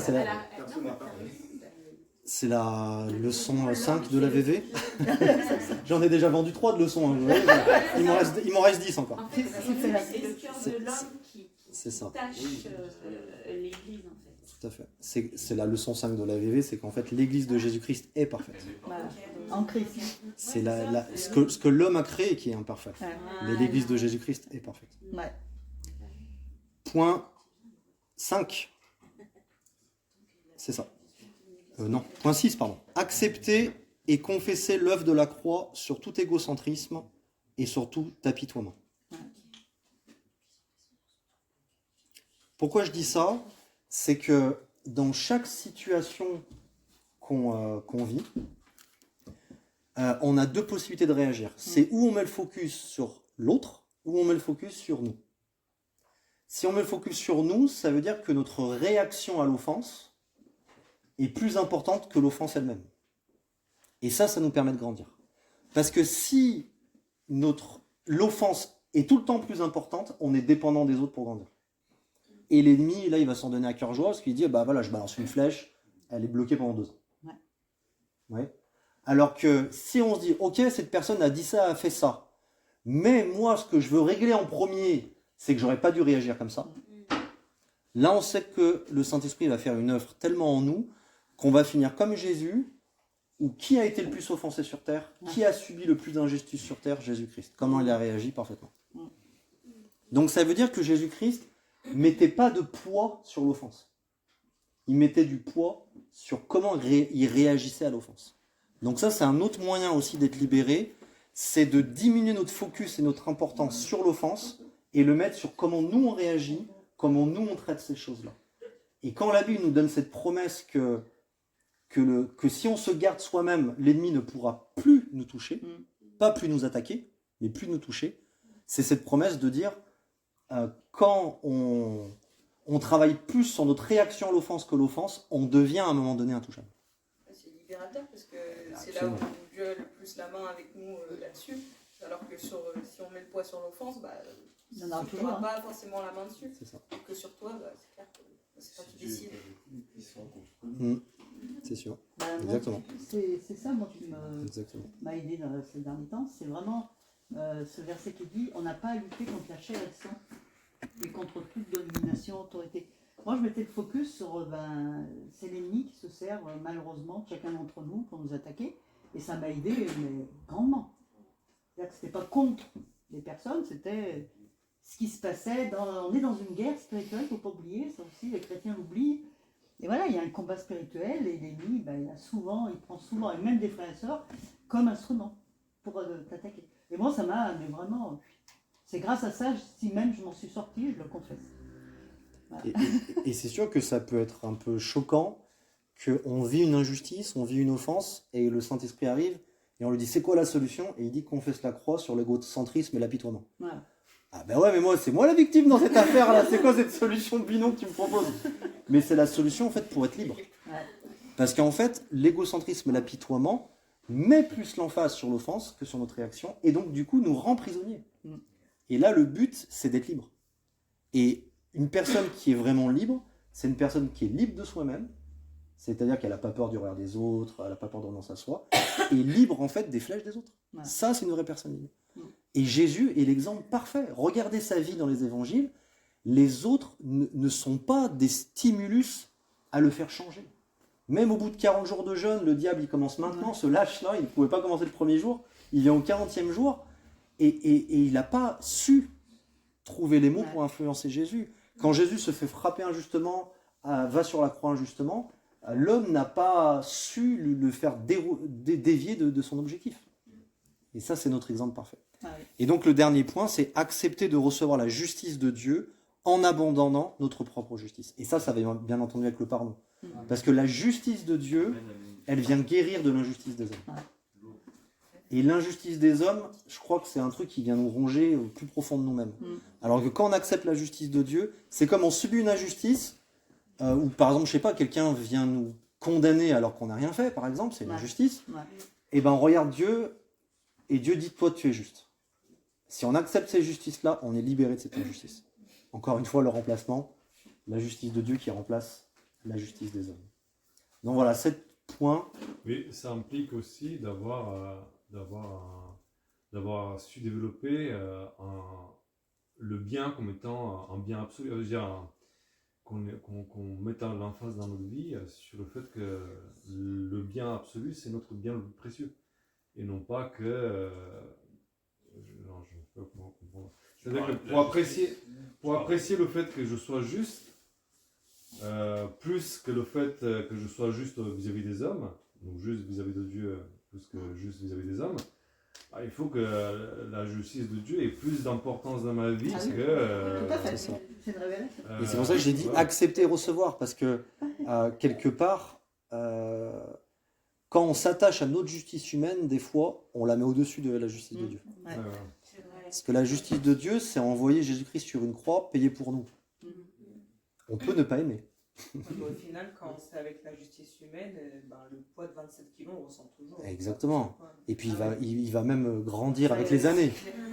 27 kilos, c'est au début. Et après, dans 5 ans, il est encore plus lourd. Et puis Mais de toute façon, voilà. C'est c'est clair. à ce moment-là qu'on comprend la parole de Jésus. Si on te frappe sur une joue, tends l'autre. C'est pas le masochisme qui est enseigné. C'est vraiment l'idée de la justice de Dieu. C'est-à-dire qu'on est injuste avec toi, mais accroche-toi à la justice de Dieu parce que à moi la justice, c'est ce que déclare l'Éternel. Attention, j'ai répété celle-là quand je n'ai pas bien compris. Si on te frappe sur une joue, montre une autre, on va frapper sur une joue, je montre l'autre. Bah dans un cas, tu essaies d'établir ta justice, dans l'autre cas, tu t'appuies sur la justice de Dieu. Et tu dis, de toute façon, c'est la justice de Dieu, tout aura une conséquence. C'est-à-dire que chaque choix, si la personne ne se repent pas, si la personne ne revient pas de ses actes, elle aura des comptes à rendre devant Dieu. Et Dieu dit, je ne tiens pas le coupable pour innocent. Et puis même sans ça, je me dis que après ton objectif, après c'est d'obtenir juste ton pardon, enfin ton soulagement pour toi-même en fait. Donc après ce que Dieu fera de l'autre, c'est son problème à lui avec Dieu. Moi, c'est ce que j'avais compris à cette époque-là. En fait, la justice humaine peut être traduite par se faire justice. Voilà. Voilà. C'est ça. La justice humaine, c'est se faire justice. Donc, si on est blessé, on blesse. Ouais. Si on a été touché injustement, on se venge. Ouais. C'est se faire justice. La justice de Dieu, c'est laisser Dieu faire. Ouais. Laisser Dieu guérir nos cœurs et laisser Dieu agir. Vous voyez Moïse, ce qui était extraordinaire, c'est qu'en fait, le peuple, vous imaginez, des fois un pasteur, il a 100 brebis contre lui, mais lui, il en avait des millions qui sont en train de pester contre lui. Et Moïse a dit très clairement, c'est à Dieu de me faire justice. C'est pas à moi. Et il s'est protégé. Il s'est protégé en tant que chef de ce moment-là, dans l'histoire de l'humanité. Il a vraiment protégé son cœur pour être utilisé par Dieu jusqu'à la fin de sa mission. Où il a un petit peu échoué avant, mais ça c'est une autre histoire. Mais il s'est protégé son cœur en disant, c'est Dieu qui me fera justice. J'ai pas à me justifier. Et donc du coup, apprendre à ne plus se justifier, c'est ouvrir la porte à la justice de Dieu. Ok. Amen. Mais donc, l'idée, c'est que si on s'appuie sur la justice de Dieu, il y aura plus cet automatisme à s'insurger de la justice des hommes. Exact. Et à toujours se dire et être déçu. ce qu'ils me font. Parce que moi, par exemple, en ayant donné ma vie à Dieu depuis des années, et j'ai passé des années à comparer le plan de Dieu et la manière dont les hommes fonctionnaient, et tout le temps je me disais mais c'est injuste ce qu'ils font, c'est injuste, c'est injuste. Et c'est devenu un poids. Mais donc on peut se détacher vraiment de ce poids en regardant quelle est la justice de Dieu. C'est ça. Souvent quand on veut s'évangéliser, c'est parce qu'on veut effectivement que cette personne souffre. C'est ça. On veut se faire justice. Comme on m'a fait souffrir, il faut que cette personne souffre aussi. Et sauf que Dieu te dit, t'inquiète pas, je m'en occupe, mais ça. toi, occupe-toi de toi. Se faire justice, c'est se venger et c'est se justifier. Ouais, voilà. Et ces deux choses, non seulement prennent beaucoup de temps, beaucoup d'énergie, mais aboutissent toujours à quelque chose de pire qu'au début. D'où l'importance de souhaiter la bénédiction. C'est ça. Jésus, il a dit bénissez vos ennemis. Quand il dit bénissez vos ennemis, c'est qu'il dit ne venez pas polluer votre cœur. L'offense qu'ils vous ont faite, c'est déjà assez grand. Vous n'allez pas en plus vous continuer à vous polluer, à vous gangréner. Parce que si chaque flèche de l'ennemi nous gangrène, il va se donner un cœur joie. Mais s'il voit qu'à un moment donné, chaque flèche elle a explosé, il va moins tirer. Et juste une question pour... Je pensais pas qu'elle allait autant susciter de... Tant mieux. Par exemple, En plus, tous ceux qui ont posé des questions, c'est ceux qui n'ont pas posé la question. Donc tant mieux, ça veut dire que ça a parlé à beaucoup. Et par exemple, on prend un cas concret, il y a un préjudice, je ne sais pas, matériel. Donc il y a la possibilité de porter plainte, etc. Voilà. Donc, j'imagine qu'on n'exclut pas la possibilité qu'il y ait des recours en justice, des choses comme ça, mais qu'il s'agit avant tout d'un processus dans le cœur qui doit être d'abord réalisé. Donc, je ne sais pas si Est-ce qu'on doit porter En fait, plainte ta, quand mo- on est chrétien? ta motivation de cœur et le fait que tu laisses agir la justice de Dieu, Dieu à ce moment-là te conduira. Parce qu'en fait, imaginons que Dieu te guérit. Il te donne cette grâce de genre, c'est comme s'il ne s'est rien passé. D'accord? Tu auras toujours le choix de dire, est-ce que je vais continuer à brasser cette chose, payer un avocat, aller jusqu'au bout du truc, ou est-ce que je m'arrête là? Tu vois ce que je veux dire? C'est toi qui es libre. En fait, il y a quelque chose que l'Église a mal enseigné sur le pardon, c'est l'Église a enseigné, quand je dis l'Église avec un petit E, hein, ils ont enseigné, vu que vous êtes chrétien, vous devez pardonner. Ouais. c'est ça. Et donc, ça a perdu la valeur du pardon. Ouais. La valeur du pardon prend toute sa valeur quand vous avez la possibilité de ne pas pardonner. C'est comme la valeur de l'amour prend toute sa valeur quand vous avez la possibilité de ne pas t'aimer. C'est pour ça que Dieu nous a donné le libre arbitre. Donc, en fait, la valeur du pardon, c'est j'ai la possibilité de recourir à autre chose que le pardon. Mais je choisis le pardon. Amen. C'est là où le pardon est puissant. Et une fois que tu fais ça, c'est Dieu ton avocat. Et après, c'est lui qui va te conduire. Mais vu que ta motivation de cœur, elle est juste, tu ne vas pas faire pour te venger, tu ne vas pas faire pour faire payer à l'autre, tu ne vas pas faire pour ceci, cela. S'il y a de la justice à mettre en compte, tu le feras. Mais avec ce cœur qui ne se fait pas justice soi-même. Tu vois ce que je veux dire? Même ça sera laissé entre les mains de Dieu. Et donc forcément, les conséquences vont faire que tu ne vas pas rentrer en guerre. Oui, mais attends, est-ce que ça ne contredit pas l'idée que le fait d'être une nouvelle créature, ça nous empêche d'agir d'une certaine manière? C'est-à-dire que ce qui prouve qu'on est chrétien, ce qui prouve qu'on est nouveau, c'est qu'on n'est plus capable de faire certaines choses, par exemple. Tout à fait. Non, mais Oui, tout à fait. Non, mais ça fait quoi? Non, mais tout à fait. Mais l'un n'empêche pas l'autre. Si tu es une nouvelle créature, ça te donne la possibilité de ne pas réagir comme ceux qui ne sont pas une nouvelle créature. Ouais. Mais si on a cambriolé chez toi, tu as le droit de porter plainte. Ça ne veut pas dire que tu n'es pas une nouvelle créature. Ouais. Tu vois ce que je veux dire? C'est pas tes actes qui sont regardés, c'est ta motivation de cœur pour faire les choses. C'est comment tu as laissé la justice de Dieu agir. C'est ça qui fait que tu es une nouvelle créature. C'est par exemple si ton enfant s'est fait tuer par quelqu'un, donc il va quand même avoir une procédure judiciaire. Bien sûr. Mais toi, dans ton cœur, tu auras pardonné la personne qui a tué ton enfant, par exemple. Et tu n'essaieras pas de tuer le sien. Mais Ouais, il y a c'est la vrai. justice qui Bien sûr. va être mise en place par les hommes pour condamner cette personne-là et ce qu'il a commis. Sachant quand même que la justice qui est mise en place dans le monde, elle vient quand même de Dieu. La justice qu'il y a dans le monde, elle C'est vient de Dieu. les restes de la loi de Moïse. Ouais.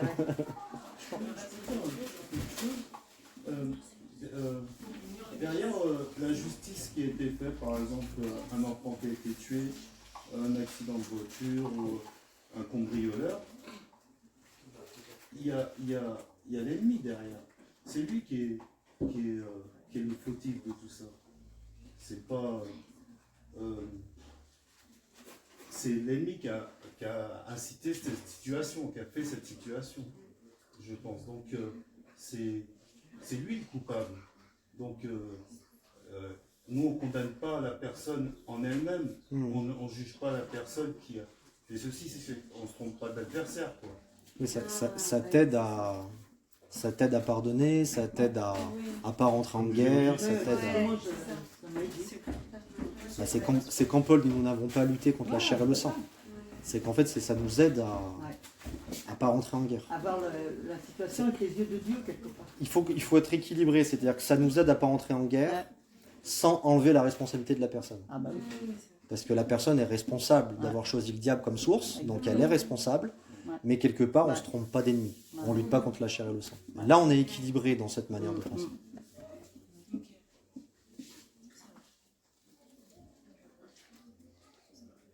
C'est là que tu vois la puissance de Dieu. Bah En fait, quand on laisse Dieu faire, on voit sa puissance. oui. C'est ça. C'est nous qu'on bloque sa puissance. Oui, oui. Quand on le laisse faire, on voit sa puissance. Et c'est plus facile quand tout va bien. Ouais. Et quelque part, on grandit d'apprendre à le laisser faire quand on a tellement été déçu ou blessé qu'on a envie que ça soit nous qui prenions le relais. En disant, laisse cette affaire, je m'en occupe. Moi, j'ai souvent pensé que moi j'étais faible, hein, parce que souvent je me suis jamais vengée et que j'avais pas encore cette connaissance de la parole de Dieu. Moi, je passe à autre chose. Souvent, on te dit c'est des faiblesses, pourquoi tu laisses faire? Qu'est-ce que tu veux que je fasse?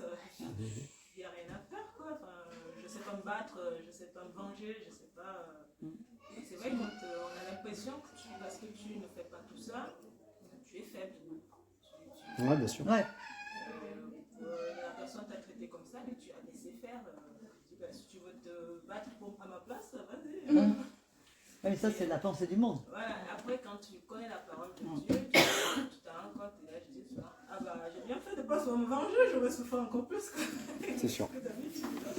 Moi, je vois quand même un danger dans tout ce qu'on vient de dire.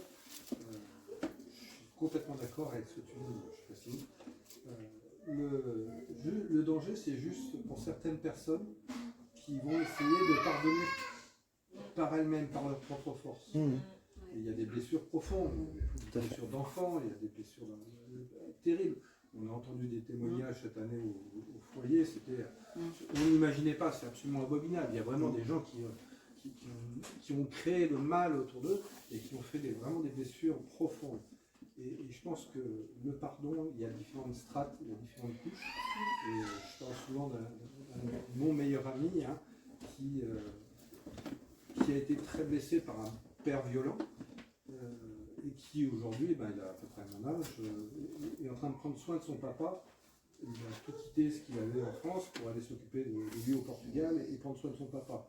Donc vous voyez qu'entre le moment où il avait ce père violent qu'il a rejeté, avec qui il était en colère, en guerre, et toutes les années que je l'ai suivi vraiment quotidiennement, on a créé une société ensemble, on a vécu des temps ensemble, des difficultés ensemble, j'ai vu le pardon grandir. Et je vous donne un exemple, à un moment donné, il est avec un frère, il lui dit c'est bon, j'ai pardonné. Le frère lui dit c'est super ça, tu pries pour son salut. Et là, mon copain lève les yeux au ciel et dit ok, j'ai encore du boulot. Là, vous voyez ce que je veux dire, c'est qu'il y a vraiment, on peut pardonner, mais ça peut prendre du temps. Avec le Seigneur de toute façon. Mais imaginons pas, moi quand on me dit j'ai pardonné et qu'on m'annonce des fractures, des blessures terribles, ok, peut-être encore un peu de chemin à faire. Et c'est ce qu'on disait tout à l'heure, où l'Église des fois a mal fait son rôle, c'est qu'à la place de dire tu dois pardonner, une personne bienveillante va dire prends le temps nécessaire pour que ton pardon soit vrai. Ouais. Ça va être plutôt ce genre de conseil en disant si tu dois prendre le temps qu'il faut, prends le temps qu'il faut. Mais relâche pas un pardon parce qu'il faut que tu pardonnes. Relâche un pardon parce que tu sens que Dieu t'en donne la force et que derrière tu vas poser aussi les actes qui vont avec ton pardon. Et une manière de savoir si quelqu'un a vraiment pardonné, c'est souvent la façon dont il raconte son passé. Bien sûr. Et juste une question. Du coup, quand on dit que le pardon est une décision, comment on l'inscrit dans ce processus? C'est une décision. C'est une décision, mais du coup, qui s'inscrit dans le temps ou qui, Les décisions, la parole nous invite à les faire avec le cœur.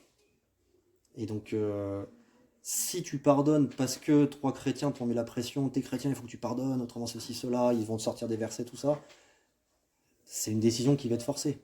Si on te dit prends le temps nécessaire, c'est quand même ta décision, parce que c'est quand même toi qui vas prendre le temps nécessaire. Mais quand tu vas le faire pour de vrai. Je pense que ce que Dieu souhaite pour chacun d'entre nous, c'est que ce qu'on fasse soit vrai, soit authentique et soit réfléchi.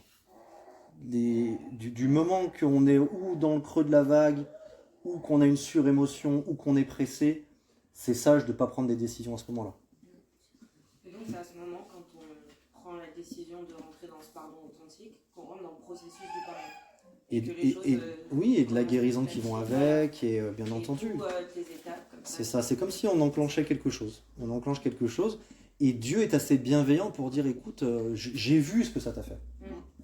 Et je vais te laisser le temps nécessaire pour te réouvrir.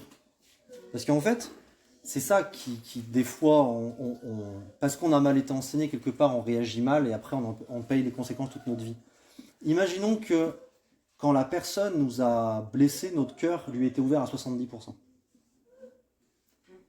Et depuis, on l'a fermé. Et quand on est vraiment bien avec les gens, on l'ouvre à 10%. et ben, tant qu'on ne le réouvrira pas à 70%, on ne pourra pas être complètement guéri. C'est ça ce qu'on parlait du remplacement de tout à l'heure. C'est-à-dire qu'en fait, il faut qu'on retrouve des personnes qui vont nous aider à réouvrir notre cœur à 70%, c'est-à-dire retrouver leur confiance. Et là, la guérison pourra être complète. Parce qu'à 10%, il n'y a qu'un septième de guérison que Dieu peut faire. Et c'est ça où l'ennemi veut nous mentir en disant, il va nous rappeler ça pour que plus jamais on réouvre notre cœur, parce que réouvrir notre cœur va être un processus assez difficile à vivre. Parce que quelque part, ça va remettre en lumière sur quelque chose qu'on a envie d'enterrer bien loin. Mais enterrer les choses, ça ne les guérit pas, quoi. Non. Ça les fait ressortir pire plus tard, mais ça les guérit pas. Ce que j'allais dire, à partir du moment où l'ennemi nous met ça en lumière, c'est qu'on n'est pas totalement guéri. En fait. Ouais. Si on ressent Ou en tout cas, on n'est pas si on sent qu'il a du poids, sa mise en lumière. Parce que lui, il va continuer. Et il va arrêter quand il va voir que ça ne fait plus rien. Tu vois ce que je veux dire? Donc il peut te le faire parce qu'il sent que tu as encore un truc et qu'il a encore une action. Ou il va le faire juste pour tester si c'est bien terminé. Et là, quand tu lui répondras oui, il verra que il n'est pas idiot. L'ennemi ne frappe très rarement pour rien. Donc quand il voit quelqu'un... Je rajoute aussi que même le pardon, c'est aussi une guérison physique, parce que physiquement, on le ressent aussi. Bien sûr. Je le dis par expérience, hein, mais c'est une guérison physique. Comme tout à l'heure, je disais, on ne sent plus le poids, mais en dehors du poids, on ne ressent plus certaines douleurs, on ne ressent plus... même les douleurs de l'âme, on ne les ressent plus en fait. C'est ce qu'on disait tout à l'heure. Meurtrissure, esprit à mes cœurs. Esprit à mes corps. Parce que Jésus, il a été meurtri aussi dans l'abandon, dans la trahison, dans la moquerie, dans la honte. En fait, il a subi le max pour que son max, nous, il puisse, comment je pourrais dire, déjà nous dire je sais ce que c'est, donc on puisse trouver cette compassion-là, et en plus nous dire je l'ai porté pour plus que toi tu le portes. Donc nous, souvent avec Amandine, on prie, on refuse de porter et de souffrir ce que Jésus a porté et souffert pour nous. Et là, c'est ça c'est prier selon la parole de Dieu. Et c'est des paroles qui ont du poids. Toujours dans la vie victorieuse, je vais faire encore de la pub. À un moment donné, c'est écrit, pour savoir si on a pardonné par rapport à quelqu'un. Bon, c'est vraiment pour voir un peu notre cœur, la mettre en lumière. C'est comment, si tu rencontres la personne, comment tu agis. Si tu penses à la personne, qu'est-ce que ça te fait. Si tu parles de la personne, comment t'en parles. Et là, tout de suite, ça met tout en lumière. Tu dis, ah non, là, c'est pas bon. Parce que comme, quand je l'ai vu, ça m'a fait vraiment... Voilà, et ça peut être un moyen, enfin des moyens pour pouvoir tester ton cœur où il en est. C'est vrai. Voilà. Hein, c'était la bébé aussi qui dit. Après, des fois, je sais pas, peut-être que j'ai tort, mais je me dis ça c'est fiable, sans être trop fiable non plus, parce que imaginons qu'il y a un contexte de conflit avec cette personne-là, mais ça n'a rien à voir avec le passif que tu as eu avec cette personne, mais genre là, il y a une dispute. Il faut savoir distinguer les deux en fait. C'est pas parce qu'on se dispute actuellement avec cette personne-là qu'on n'a pas guéri dans son cœur. Et moi, à un moment, j'ai eu un doute sur ça. C'est proportionnel. Oui, je me suis dit, c'est mort, j'ai pas pardonné parce que là, je suis en train de discuter et je suis énervée par exemple contre cette personne. Et après, ça. Oui, pour distinguer les deux. Tu regardes, si tu vois que t'exploses parce qu'il a fait tomber ton verre et tu pètes un plomb comme si c'était pas, je pense que un bagage comme ça, je pense qu'on voit ça aussi. Et comme disait Xavier, le fait d'en parler, même de re-raconter l'histoire alors que la personne n'est pas là, c'est déjà un premier test. C'est déjà un premier test. Pour reprendre ce que tu as dit, il faut bien imaginer que si c'est un père ou une mère qui est blessé, remplacer ce père, cette mère, parce que Benjamin nous parle de remplacer, ça va être très difficile. Donc là, il va falloir découvrir qui est notre père. C'est ça. Voilà. Parce que là, l'image, Et trouver un père ou une mère spirituelle aussi. Ah oui. Trouver un père et une mère spirituelle aussi, parce qu'un père ou une mère spirituelle qui est plus mature que nous, qui nous regarde avec un regard bienveillant, vont nous aider aussi à guérir de nos parents physiques, terrestres. Ok. On s'arrête là ou... Il reste combien de questions? Il va rester des points là, non? Ah ouais. On a fait les 7. Il a fait les 7 points. Il a fait les 7 points, mais... Alors dans cette question, tu parles ou d'une manière générale? Les 7 points de cette question? Ouais, le 7e, c'était d'accepter à recevoir la justice de Dieu et abandonner la nôtre. C'était la 7e. Qu'est-ce qu'on fait? Est-ce qu'on s'arrête là? 3. Ah oui, il y en a qui. Ah oui, c'est vrai. Ils sont venus exprès pour C'est vrai que j'avais pas pensé à ça. En fait, tout le monde a envie de se barrer et les 3 qui n'ont pas eu leur réponse, non, continue. Ok, bon bah ceux qui veulent partir. On va y aller. Sinon, par Et moi, si je dois partir, je suis comme. Ah non, moi, je vais pas poser de questions. Elle est longue la prochaine question. Ah là, je suis partant, mais je veux qu'il y ait encore une matière. Non, il n'y a pas de problème, c'est pas moi le problème. C'est que. C'est que. Ah bon, attends encore. Non, moi ça me va. On est large. On est large, voilà. Tout le monde? Vous êtes sûr? Benjamin, vous faites une pause de 10 minutes peut-être? Peut-être un peu moins? Un Un peu moins alors. 5 minutes, le temps d'aller aux toilettes, de boire un petit coup, d'ouvrir peut-être les fenêtres parce que je trouve qu'il fait chaud.